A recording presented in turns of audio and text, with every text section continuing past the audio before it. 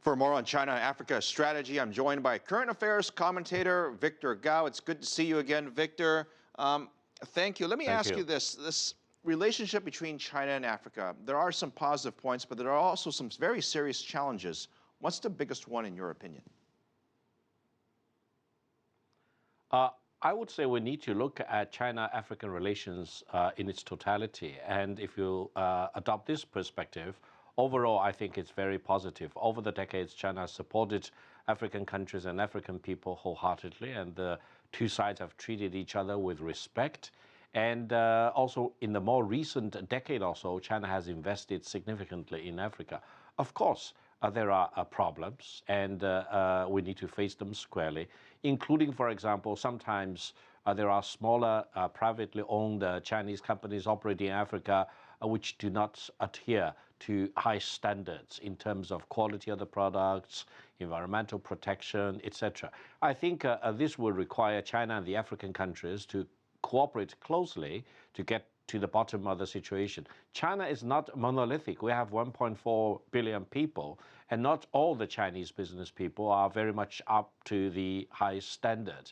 And I think on the Chinese side, we need to keep improving ourselves. But on the other hand, I think cooperation between China and the African countries to really ensure that the qualities of the goods and services, environmental protection, labor issues, etc., will be taken care of for mutual benefit. Victor, let me ask you this. I'll be very blunt about it. A lot of people will ask the question around the world, well, why is China interested in investing in Africa, and how does China benefit?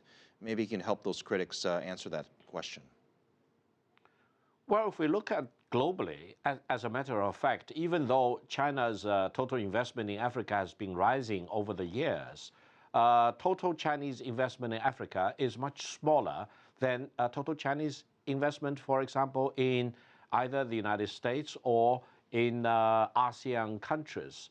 Even though Africa is much bigger, it's about more than 30 million square kilometers, and the population is much bigger, around 1 billion people. Therefore, we cannot just talk about Africa as if it is the totality of the issue. China is now the largest trading nation in the world, and is also fast becoming the largest economy in the world.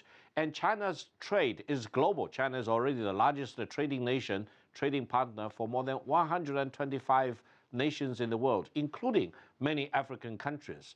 Therefore, I think when you look at Chinese investment and business conduct in Africa, we need to put this into the global perspective. On the other hand, I think Africa is the least developed continent. Africa is very highly fragmented, and Africa requires a lot of capital investment to beef up its nation-building capacity as well as infrastructure. And I would say, whichever country can invest more, they should be welcomed. If China invests more, I hope this is a good thing. If any other country wants to invest more in Africa than China, be our guest. I think the beneficiary will be the African brothers and sisters. We talked to an expert the other day, and the security issue is a major problem. I mean, there's obviously cultural issues between the two sides, but let's focus on just the security for now. How does the Chinese companies, how do they manage that security apparatus? I mean, there's worries about kidnapping and extortion, all this terrible stuff that we talk about in the media. There must be a good plan in place to protect Chinese businesses, right?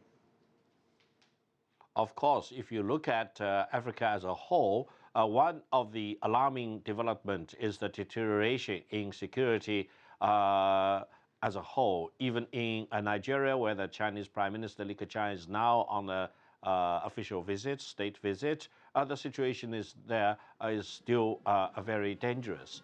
Therefore, I think from the Chinese perspective, of course, we need to ensure the security and the safety of all the Chinese nationals, including business people, as well as private citizens traveling around in many African countries.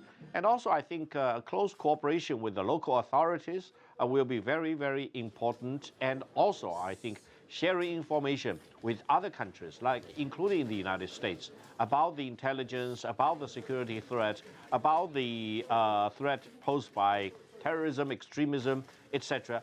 This all will help not only the Chinese side of the equation, but any other country operating in Africa, including the local African governments and the people there. We need to do whatever we can to beef up the security awareness and make sure that the terrorism, which is prevalent in some parts of Africa do not get spread around to the whole continent.